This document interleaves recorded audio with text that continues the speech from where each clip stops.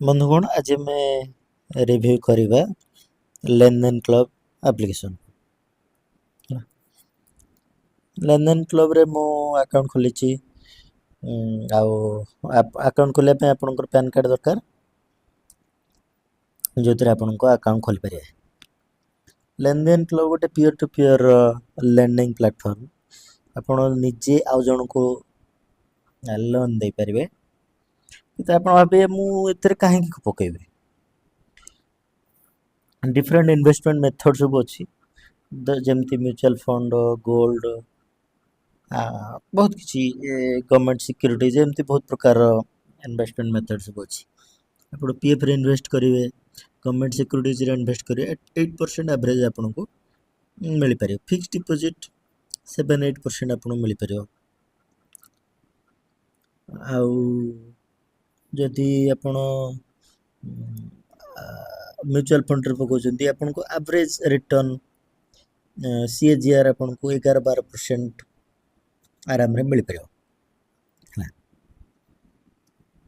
କିନ୍ତୁ ଆପଣ କହିବେ କିଛି ଲୋକ ଅଛନ୍ତି ପିଅର ଟୁ ପିଅର ଲେଣ୍ଡିଂ ପ୍ଲାଟଫର୍ମରେ ଦେଉଛନ୍ତି, କ'ଣ ମୋଟିଭେସନ୍ କ'ଣ? ଆମର କ'ଣ ମୋଟିଭେସନ୍ ନା, ମ୍ୟୁଚୁଆଲ ଫଣ୍ଡରେ ଆମର ଗୋଟେ ଆଭରେଜ ରେଟ୍ ଅଫ୍ ରିଟର୍ନ ଆଶା କରିବା ଯେ 11%-12%, ଗୋଲ୍ଡରେ 8-9% ହେଲା। ତାପରେ ଟ୍ୟାକ୍ସ ବି ଅଛି ହେଲା। କିନ୍ତୁ ପିଅର ଟୁ ପିଅର ଲେଣ୍ଡିଂ ପ୍ଲାଟଫର୍ମରେ ଆପଣ ଦେଖିପାରୁଥିବେ,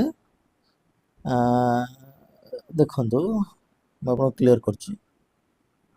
ଫିଲ୍ଟର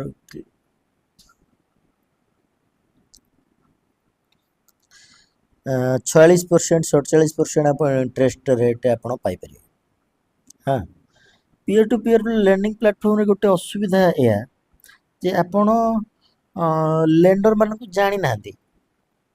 ଆଉ 46-47% ଏତେ ଗୁଡ଼େ ଆଶା କରିକି ଆପଣ ଏତେ ଇଣ୍ଟରେଷ୍ଟ ଆଶା କରିକି ଦେଇଦେବାଟା ରିସ୍କି ବହୁତ ହେଇପାରେ। ଯେମିତି ମୁଁ ଦେଖୁଛି ବର୍ତ୍ତମାନ, ଧର ଭାଗ୍ୟା HM, ଏ ଲୋକର ବୟସ କେତେ? यार रोजगार लोन अमाउंट 25,000, यार age 36, female, professional detail 40, monthly income 40,000। आम आशा करा 25,000 नौ देपर किंतु रिस्क कैटेगरी, किंतु यार रिस्क कैटेगरी 685 रही। कौन ये लोकर एत दरकार पड़ा जे से 25,000 धार ना पड़ा, कहीं ना धार देवाई है 4 मास नहीं ये पेमेंट करी पारे है। एमती ये गोटे आ गोटे आमर हाई इंटरेस्ट रेट वाला देखिए, प्रभाती 6,000 टंकार लोन मागी, यार personal details 38, age 38, monthly income 22,000 जी रोजगार कर 6,000 टका मागी दे हम, किसी असुविधा ना। किंतु प्रोब्लेम हूँ एमानको कथा, एमाने जितेबाला पेमेंट न करुँच आपण भाविए एगुड़ा सब आप बुड़ीला पैसा है। पेमेंट न करि परिवार कारण या पेमेंट करि न पारती। बहुत लोग जानी ना जे एथिरे पेमेंट न करि पारिले से सिविल स्कोर भी कम हो। हाँ, किंतु सेति से माने जे जानी ना से माने जदि आपन भाग्य पड़गले आपन ताको लोन दे लैंड करथिबे, किंतु से माने न पे कले आउ से मानकर सिविल स्कोर भी कमिला। सिविल स्कोर कमिले कमु न कमु से आमर किसी जाए से ना है। कि जो मैंने जानी था जे सिविल स्कोर कमिबो बोली, से माने लोन नबा इच्छा माने लोन रीपेमेंट कर देबा इच्छा करती। जो मैंने जानी ना, जो मैंने फाइनेंशियली एते अज्ञ नुहति, से माने ठकी देबा बहुत समय चेष्टा करती है। मोर फ्रेंड कथा कहबी जे कि 250 करी 4 जन को देला, 4 जन 3 जन पेमेंट करदे, कि जड़े देलानी है। तार हुए तो 750 टंका हिसाब से मुझे देखो केते परसेंट हम कैलकुलेटर खोल कर देखो से बर्तमान 750 प्लस 48% 1110 टंका से आसला किंतु से 250 टंका आउ 250 टंका आसलानी टोटाल ताहले तार प्रॉफिट है केते 110 टंका डिवाइडेड बाय 1000 जोटा कि 11% पाखापाखि प्रॉफिट आसला है एमती बहुत समय हो पारे है जो मैंने नहीं से हुए तो देवी न देवार चांस भी बहुत अच्छी आउ एते रेट ऑफ इंटरेस्ट नौ किंतु एति भी आपको ध्यान रखा पड़ो ये 40% 47% नौ कि सागे सागे आप फैसिलिटेशन फी भी रोचे 2.3% जोटा कि ये देखो ये फैसिलिटेशन फी 750 सॉरी ये क्षेत्र में 750 गुणन 2 पॉइंट केते परसेंट देखा 3 17.25 है 110 माइनस 17.25 डिवाइडेड बाय 7 सॉरी 7 नहीं हम टोटाल इन्वेस्ट कले केते 1000 टंका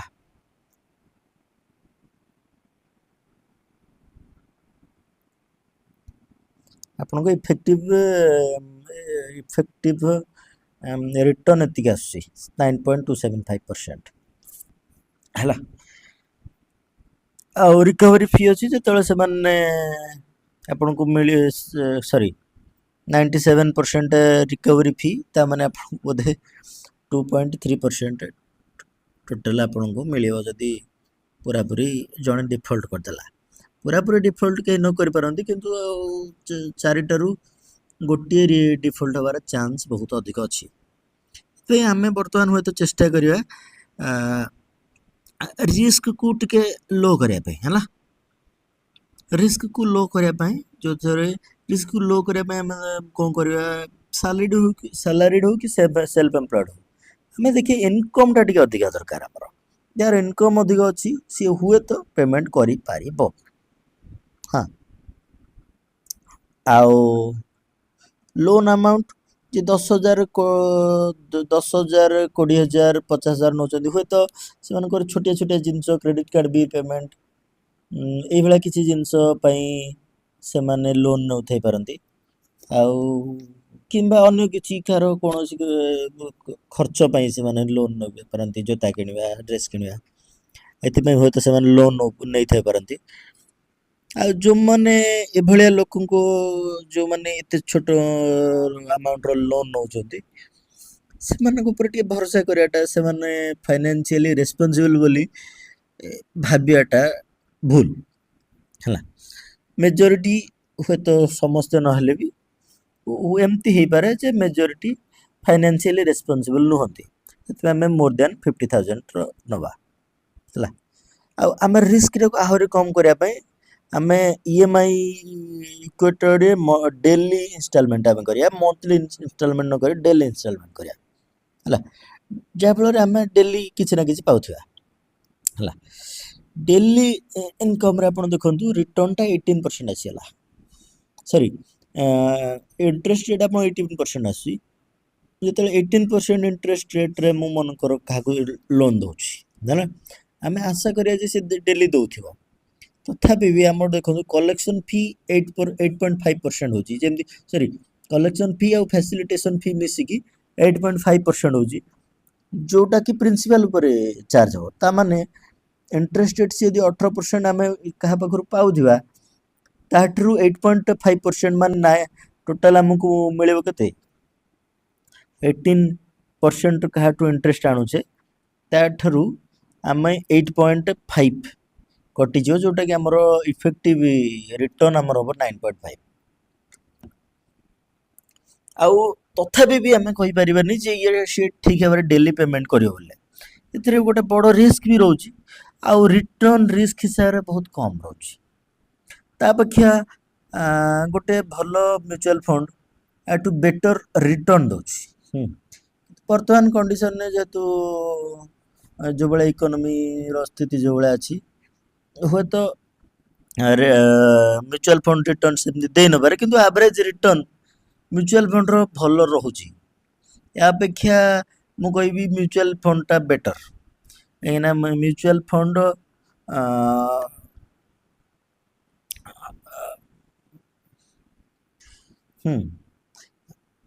ଏଥିରେ ଆମେ ଆଶା କରିପାରିବା, ଯେତେ ଯାହା କଲେ ବି ଆମେ ଆଶା କରିବା ସେ ପାଖାପାଖି 9% ହିଁ ଆଶା କରିପାରିବା, ଆଉ ଅଧିକ ନୁହଁ, କାହିଁକିନା ଅଧିକ ଫିରେ ହିଁ ବହୁତ କିଛି ପଳେଇଯାଏ। ଇଏ 21% ଧର ଇଣ୍ଟରେଷ୍ଟ ରେଟ୍ ଅଛି, କିନ୍ତୁ ଏଇଠି 8.5% interest collection fee, facilitation fee ମିଶିକି 8.5% ରହୁଛି ହେଲା। ତଥାପି ବି ଦେଖନ୍ତୁ 21 ମାଇନସ୍ 8.5 12.5% ଆପଣ ପରାଗପାରିକ ଫ୍ଲେକ୍ସି କ୍ୟାପ୍ ଫଣ୍ଡର ମୁଁ ଦେଖୁଛି ଆପଣଙ୍କର ରିଟର୍ନ କେତେ ରହିଛି।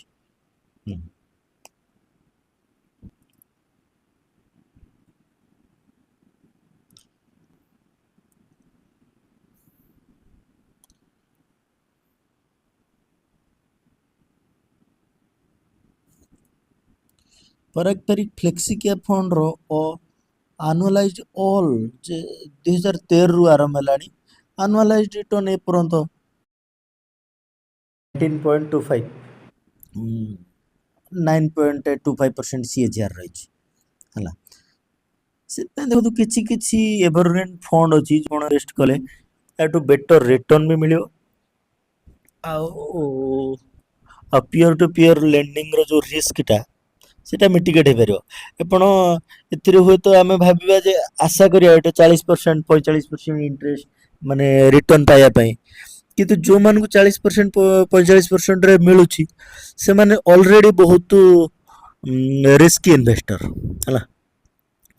ମୁଁ ମନେକର 2 ମାସିଆ ଗୋଟେ ଦେଖୁଛି, ଯେଉଁମାନେ ଧର 46%, ଏମାନେ 4000 ମାଗିଛି, କିନ୍ତୁ ଏ ଲୋକକୁ ଦେଖନ୍ତୁ ଫ୍ୟାସିଲିଟେସନ୍ ବି ତଥାପି 1%, ଯେଉଁଟାକି 46ରୁ ସେଇଟା 45.80 ଧର ସେଇଟା ବି 46, 45.80 ନିୟରଲି 46 ହେଲା। यार पर्सनाल डिटेल्स ठीक अच्छे 40, तथापि भी एथिरे रिस्क रोचे आपण मंथली जदि आपण ए प्रकार रिस्क नहीं पारिबे निश्चित भाव में इन्वेस्ट कर पारिबे। किंतु मते लगे छोट छोट लोन नौचंदी जो माने साने पेमेंट करू नांती ठीक टाइम ठीक पेमेंट करू नांती आउ बुड़ी जार संभावना रहउची। आउ जदी चारिटारू गोटे भी बुड़ी गला ताले आपनकर इंटरेस्ट जो रिटर्न टा बहुत कम हो जाउची, से हिसाब रे आपनको प्लान करिया पड़ियो एथिरे इन्वेस्ट करिए कि नहीं।